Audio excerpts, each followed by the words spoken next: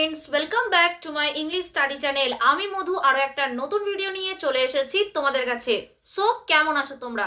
আশা করি তোমরা সবাই খুব ভালো আছো, আমিও খুব ভালো আছি। আজ আমি তোমাদের সাথে গ্রামাটিক্যাল টপিক নিয়ে আলোচনা করতে চলে এসেছি।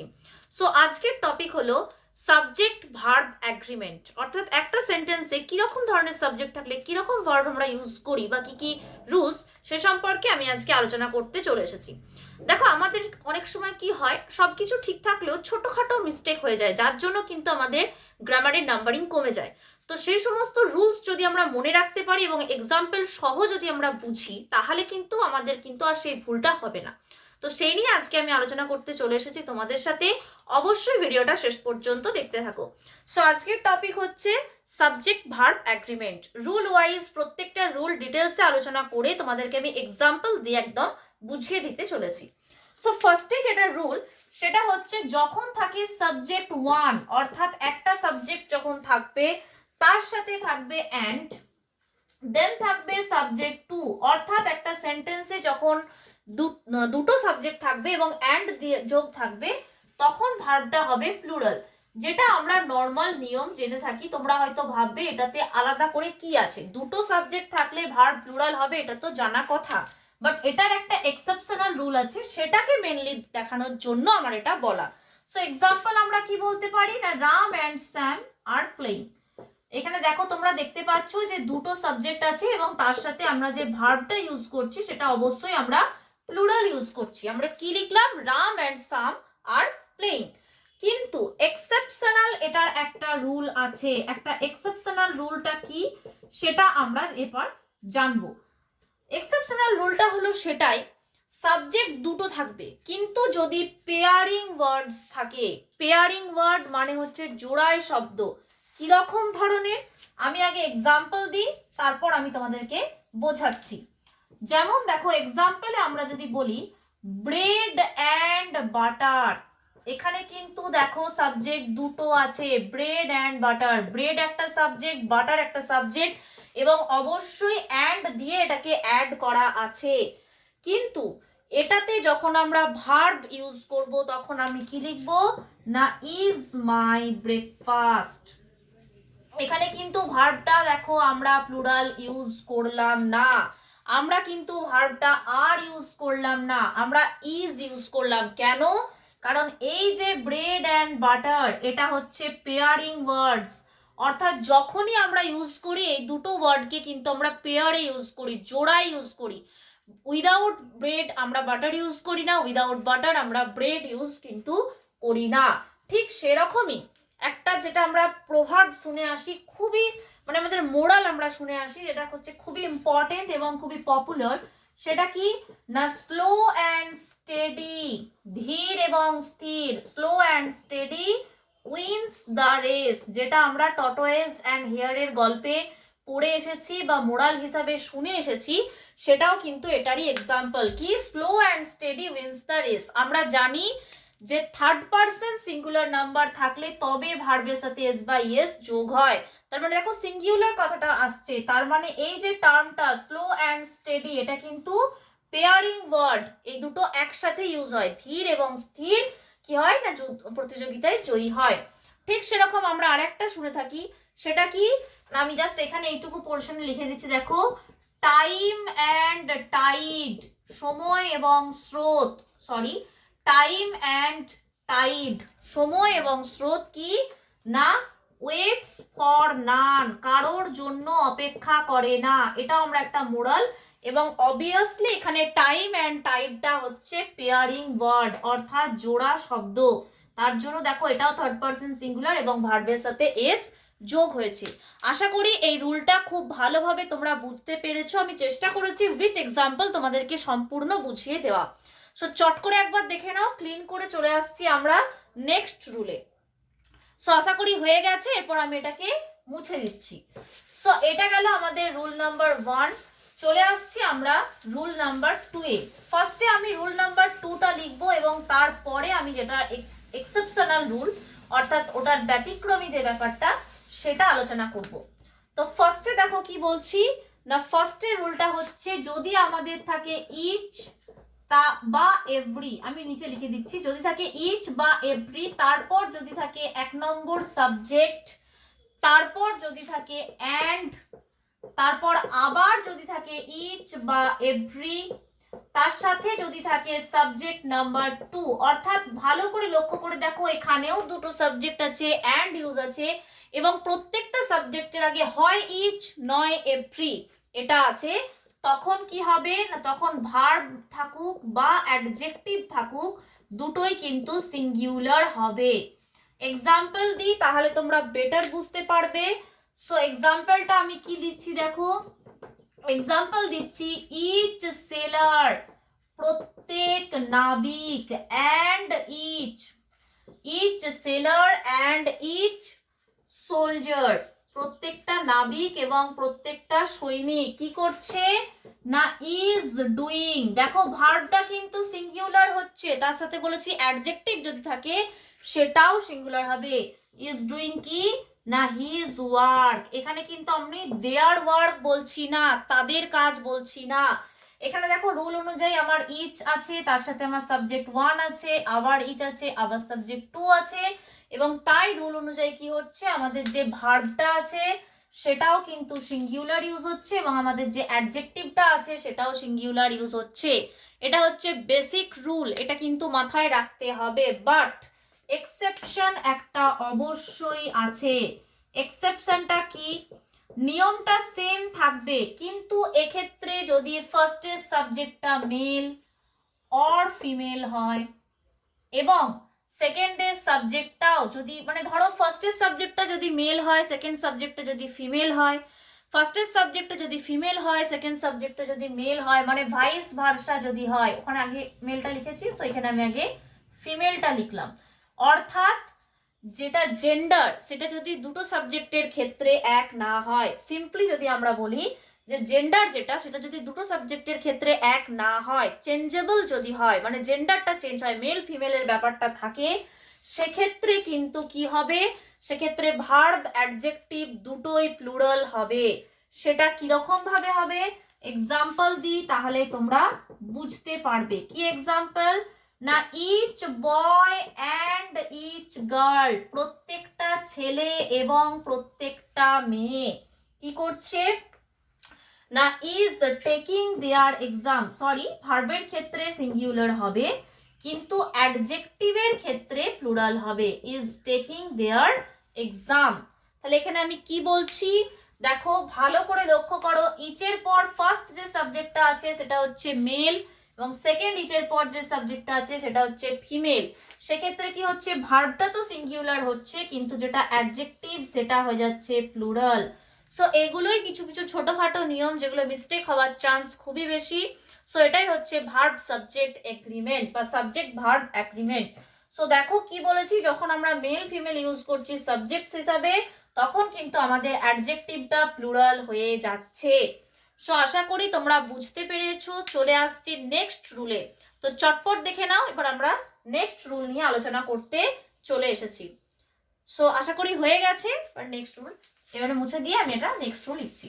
সো আজকের আমাদের রুল নাম্বার 3, রুল নাম্বার 3 কি বলছে না, যখন আমরা অপটেটিভ সেন্টেন্স ইউজ করছি, অপটেটিভ সেন্টেন্স তোমরা সবাই জানো, অপটেটিভ সেন্টেন্স হচ্ছে যখন আমরা কোনো ব্লেসিং হচ্ছে বা কোনো এরকম ব্যাপার। সো অপটেটিভ সেন্টেন্স যখন আমরা ইউজ করছি তখন কি হচ্ছে, প্লুরাল ভার্ব ইউজ হচ্ছে। সাবজেক্ট যদি সিঙ্গুলারও হয় তবু কিন্তু আমরা প্লুরাল ভার্ব ইউজ করছি। সো রুল নাম্বার 3 এর ক্ষেত্রে কি বলছে না, যখন অপটেটিভ সেন্টেন্স হচ্ছে, অপটেটিভ সেন্টেন্সের ক্ষেত্রে কি হচ্ছে না আমরা প্লুরাল ভার্ব ইউজ করছি ইরেসপেক্টিভ অফ দ্য সাবজেক্ট, অর্থাৎ সাবজেক্ট যাই হয়ে না থাকুক আমরা কিন্তু প্লুরাল ভার্ব ইউজ করছি। যেমন এক্সাম্পল কি বলছি না, গড সেভ, ঈশ্বর বাঁচান, সেভ আস অল, ঈশ্বর আমাদের সবাইকে রক্ষা করেন।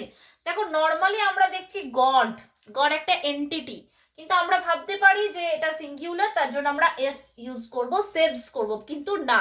কেন না, কারণ গড সেভ আস অল বা মে গড ব্লেস ইউ এগুলোর ক্ষেত্রে কি না, এগুলো হচ্ছে অপটেটিভ সেন্টেন্স, এখানে প্রে হচ্ছে, অর্থাৎ প্রেউইস যে সমস্ত সেন্টেন্সের ক্ষেত্রে হয়, অর্থাৎ যেটা অপটেটিভ সেন্টেন্স, সেক্ষেত্রে কিন্তু ইরেসপেক্টিভ অফ দ্য সাবজেক্ট আমাদের ভার্বটা কিন্তু সব সময় প্লুরাল হবে। দেখো, মে গড ব্লেস ইউ, কখনোই আমরা বলি না মে গড ব্লেসেস ইউ, বা গড সেভস আস অল, আমরা কখনোই বলি না। আমরা কি বলছি না, god save us all. Same আমরা অনেক সময় বলি লং লিভ আওয়ার কিং, আমাদের যিনি মহারাজ বা আমাদের যিনি সম্রাট তিনি দীর্ঘজীবী হন। দেখো, কিংটা তো সিঙ্গুলার একজন, কিন্তু তাও আমরা লিভস কিন্তু ইউজ করছি না, আমরা লিভ ইউজ করছি just because of the rule যে অপটেটিভ সেন্টেন্স হলে ইরেসপেক্টিভ অফ সাবজেক্ট আমাদের ভার্ব কিন্তু প্লুরাল হবে। আশা করি এই নিয়মটাও তোমরা বুঝতে পেরেছো। চলে আসছি নেক্সট নিয়মে বা নেক্সট রুলে। তো চটপট দেখে নাও, এরপর এটাকে ক্লিন করে আমি নেক্সট রুলে চলে আসছি। সো এটাকে এরপর আমি ক্লিন করে দিচ্ছি। সো আমাদের নেক্সট রুল হচ্ছে রুল নাম্বার 4, যেটা খুবই ইম্পর্টেন্ট একটা রুল এবং যেটা প্রায়ই আমাদের কিন্তু মিস্টেক হয়ে থাকে। সো রুলটা কি না, রুলটা হচ্ছে, ধরো আমাদের ফার্স্টে একটা আর্টিকেল আছে, তারপর একটা আমাদের সাবজেক্ট 1 আছে, তারপর অ্যান্ড দিয়ে, তারপর আবার একটা আর্টিকেল দিয়ে, তারপর আবার একটা সাবজেক্ট 2 আছে। অর্থাৎ প্রত্যেকটা আর্টিকেলের আগে যদি আমাদের সাবজেক্ট প্রত্যেকটা সাবজেক্টের আগে যদি আলাদা আলাদা আর্টিকেল ইউজ হয়, তখন আমরা কি করব না, তখন ভার্ব বলো বা অ্যাডজেক্টিভ বলো সেটা কিন্তু আমাদের প্লুরাল হবে। কেন হবে? কারণ প্রত্যেকটা সাবজেক্টের আগে যদি আলাদা আর্টিকেল থাকে তাহলে তার মানে বোঝায় ডিফারেন্ট এন্টিটি, অর্থাৎ এই সাবজেক্টটা আর এই সাবজেক্টটা আলাদা, এটাই বোঝায়। যেমন এক্সাম্পল হিসাবে যদি আমরা বলি the secretary and the treasury, the secretary and the, দেখো সেক্রেটারির আগেও কিন্তু আমি একটা আর্টিকেল ইউজ করেছি এবং ট্রেজারারের আগেও কিন্তু আমি একটা আর্টিকেল ইউজ করেছি।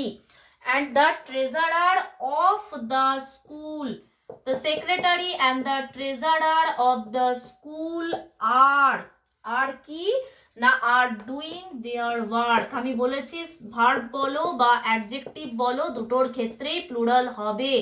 কেন না, just because of the rule যে দেখো দুটো সাবজেক্টের আগে আলাদা আলাদা, মানে দুটো সাবজেক্টের আগে কিন্তু আর্টিকেল আছে, তার মানে এরা ডিফারেন্ট এন্টিটিস, অর্থাৎ যিনি সেক্রেটারি তিনি কিন্তু ট্রেজারার নন, এটা বোঝাচ্ছে এটার দ্বারাই, কারণ তাদের আগে আলাদা আলাদা আর্টিকেল আছে এবং তার জন্যই ভার্ব এবং অ্যাডজেক্টিভ দুটোই কিন্তু প্লুরাল হয়েছে। কিন্তু এই নিয়মটাতেই যদি এরকম হয়, অর্থাৎ এটার এক্সেপশনাল রুল হচ্ছে এটা, যদি একটা আর্টিকেল ইউজ হয়, অর্থাৎ একটাই আর্টিকেল ইউজ হলো, তারপরে ধরো সাবজেক্ট 1 হলো, তারপরে ধরো অ্যান্ড হলো এবং সাবজেক্ট 2 এর আগে কিন্তু আর কোনো এক্সট্রা আর্টিকেল ইউজ হলো না, তখন সেক্ষেত্রে কি হবে, তখন ভার্ব এবং অ্যাডজেক্টিভের ক্ষেত্রে অফকোর্স সিঙ্গুলার হবে। এটা এই কারণেই, কারণ তখন সাবজেক্ট দুটোকে একই ধরা হবে, অর্থাৎ ডিফারেন্ট এন্টিটি কিন্তু তখন হবে না, তখন মনে হবে সেটাকে সেম এন্টিটি। এই উদাহরণটাই আমি লিখবো এবং তোমাদেরকে এক্সাম্পল দিয়ে বোঝাবো। এখানে আমরা কি লিখছি না, দ্য সেক্রেটারি অ্যান্ড ট্রেজারার, তখন কিন্তু আমরা ট্রেজারারের আগে আলাদা কোনো আর্টিকেল ইউজ করছি না, তখন কি লিখছি না, the secretary and treasurer of the school, of the school, তাহলে secretary and the treasurer of the school is doing his work, is doing his work. নিশ্চয়ই বুঝতে পারলে যখন আমরা সাবজেক্টের আগে আলাদা আলাদা আর্টিকেল ইউজ করছি তখন ওগুলো দুটো আলাদা আর্টিকেল নয়, মানে বারবার আর্টিকেল ইউজ করছি, মানে সাবজেক্ট 1 এর আগেও আর্টিকেল ইউজ করছি, সাবজেক্ট 2 এর আগেও আর্টিকেল ইউজ করছি, তখন সেটাকে ডিফারেন্ট এন্টিটিস বোঝাচ্ছে এবং just because of this rule তখন ভার্ব এবং অ্যাডজেক্টিভ আমাদের কিন্তু প্লুরাল হয়ে যাচ্ছে। কিন্তু এক্সেপশনাল রুল এটাই যে যখন আমরা জাস্ট একটাই আর্টিকেল ইউজ করছি দুটো সাবজেক্টের আগে, তখন কিন্তু আমাদের হয়ে যাচ্ছে সিঙ্গুলার, তখন আমাদের ভার্বটাও সিঙ্গুলার হয়ে যাচ্ছে, অ্যাডজেক্টিভটাও সিঙ্গুলার কিন্তু হয়ে যাচ্ছে। সো এটাও একটা রুলের মধ্যে পড়ছে, অফকোর্স এটা খুবই ইম্পর্টেন্ট একটা রুল এবং প্রায়শই আমাদের কিন্তু এটা ভুল হয়ে থাকে। সো রুলগুলো যদি আমরা উইথ এক্সাম্পল মনে রাখতে পারি, ভালো করে বুঝে নিতে পারি, তাহলে কিন্তু ভুল হওয়ার চান্সটা অনেকটা কম থাকে। সো আশা করি তোমরা এটা বুঝতে পেরেছো। চলে আসছি নেক্সট রুলে। সো আমি এটাকে আগে ক্লিন করে নিই। তো তো এটা গেল আমাদের 4 নম্বর রুল। এরপর আমরা চলে আসছি আমাদের 5 নম্বর রুলে। দেখো ভার্ব সাবজেক্ট অ্যাগ্রিমেন্টের অনেকগুলো রুল আছে, একদিনে প্রত্যেকটা রুল এক্সাম্পল দিয়ে বোঝানো সম্ভব নয়, তাই আমি পার্টলি বোঝাবো। আজকে যতটা সম্ভব আমি ততটা করব এবং নেক্সটেও আমি কিন্তু এটাই নিয়ে আসবো। সো আজকে পার্ট 1 করব, পরের দিনে পার্ট 2 করব। সো দেখো কি বলছি না, আমাদের রুল নাম্বার 5 হচ্ছে, দেখো যদি থাকে এ নাম্বার অফ, এই ওয়ার্ডটা যদি থাকে যে এ নাম্বার অফ, অনেক সময় থাকে না কোনো সাবজেক্টের আগে আমরা এরকম দেখি। সো এ নাম্বার অফ যদি থাকে এবং তারপর যদি একটা প্লুরাল সাবজেক্ট থাকে, সো রুলটা আগে ভালো করে মাথায় ঢুকিয়ে নাও। এ নাম্বার অফ আছে, তারপর প্লুরাল সাবজেক্ট আছে, তাহলে কিন্তু আমরা প্লুরাল ভার্ব ইউজ করব। অর্থাৎ এ নাম্বার অফ এর পর প্লুরাল সাবজেক্ট থাকলে আমরা কিন্তু প্লুরাল ভার্ব ইউজ করব। সো এক্সাম্পল আমি কি দিচ্ছি ভালো করে মাথায় রাখো, এখানে মনে রাখার কথা হচ্ছে এ নাম্বার অফ, এই ফ্রেজটা যদি থাকে, এক্সাম্পল কি না, এ নাম্বার অফ স্টুডেন্টস, দেখো ভার্ব সাবজেক্টটা দেখো প্লুরাল আছে, তাহলে কি আছে, number of students were present বা আর প্রেজেন্ট, আমি এখানে পাস্টে লিখেছি, তোমরা প্রেজেন্টেও লিখতে পারো। সো কি বলছি, যখন এই নাম্বার অফ থাকবে এবং তার সাথে প্লুরাল সাবজেক্ট থাকবে তখন কিন্তু প্লুরাল ভার্ব হবে। কিন্তু এটারই এক্সেপশন হচ্ছে যদি তোমার এ নাম্বার অফ না থেকে দা নাম্বার অফ থাকে, দা নাম্বার অফ থাকে এবং তারপর যদি প্লুরাল সাবজেক্ট থাকে, দেখো একটা জাস্ট চেঞ্জ, তার জন্য কতটা চেঞ্জ হতে পারে, তখন কিন্তু সিঙ্গুলার ভার্ব হবে। তাহলে কি বলছি, এ নাম্বার অফ এর জায়গায় যদি দা নাম্বার অফ থাকে কিন্তু যদি প্লুরাল সাবজেক্ট থাকে তাহলেও কিন্তু সিঙ্গুলার ভার্ব হবে। যেমন the number of students, the number of students, বা অন্য চেঞ্জও করতে পারো, তো যাই হোক বুকস করে দিচ্ছি, the number of books he gave is enough, যতগুলো বই সে দিয়েছিল সেটা যথেষ্ট ছিল। দেখো এখানে কিন্তু সাবজেক্টটা কিন্তু প্লুরাল আছে বাট ভার্বটা কিন্তু সিঙ্গুলার হয়েছে। সো কি বলছি, the number of books he gave is enough. So আজকে আমি আপাতত এই 5টা রুল দিয়ে কমপ্লিট করছি। তোমাদেরকে আগেই বললাম সাবজেক্ট ভার্ব অ্যাগ্রিমেন্ট চ্যাপ্টারটা অনেক বড়, একদিনের সমস্ত রুল উইথ এক্সাম্পলস বোঝানো সম্ভব নয়। সো আজকে আশা করি যতগুলো বুঝিয়েছি তোমরা আশা করি বুঝতে পেরেছো। তবুও যদি কোথাও কোনো কনফিউশনস, কোনো ডাউটস থেকে থাকে অবশ্যই কমেন্ট করে জানিও। ভিডিওটা কেমন লাগলো সেটাও কমেন্ট করে জানিও। ভিডিওটা ভালো লাগলে লাইক করো এবং বন্ধুদের মধ্যে প্রচুর শেয়ার করো। আর আমার ভিডিও যারা এই প্রথমবার দেখছো, অর্থাৎ আমার নতুন দর্শক বন্ধুরা, এরকম ভিডিও আরও পেতে এবং আমার চ্যানেলকে সাপোর্ট করতে প্লিজ সাবস্ক্রাইব করে দিও এবং পাশে থাকা বেল আইকনটি প্রেস করে দিও। তাহলে যখনই আমি কোনো নতুন ভিডিও আপলোড করব সবার আগে নোটিফিকেশনস পৌঁছে যাবে তোমাদের কাছে। আমার নতুন বন্ধু, পুরনো বন্ধু সবাইকে থ্যাংক ইউ জানিয়ে আজকের মতো ভিডিও আমি এখানেই শেষ করছি। নেক্সট ভিডিওতে আবার দেখা হচ্ছে এটারই পার্ট 2 নিয়ে খুব শীঘ্রই। ততক্ষণ পর্যন্ত সবাই ভালো থেকো, সুস্থ থেকো, নিজেদের খেয়াল রেখো। Thank you, bye by.